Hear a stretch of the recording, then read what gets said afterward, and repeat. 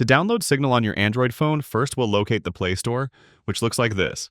Swipe up to go in your app drawer and find the Play Store from there. This is the marketplace for all the apps on your Android phone.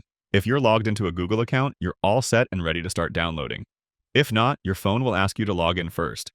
You'll see top charts for popular apps in different categories, which is a great way to discover new apps.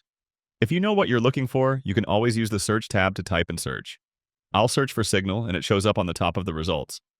Tap the app to view more info, reviews, etc., and then tap Install to download the app on your phone. Downloading could take a while depending on your internet speed, and keep in mind that sometimes your search results include several apps that might look very similar. So double check to make sure you're downloading the correct app. Once the app is downloaded, you'll just tap Open, and you're all set. Then you'll simply go through the setup, give the app the permissions it needs, and log in using a phone number. To access the app again, you'll swipe up to view your app drawer and find it from there. If you'd like, you can tap and hold the app and add it to your home screen.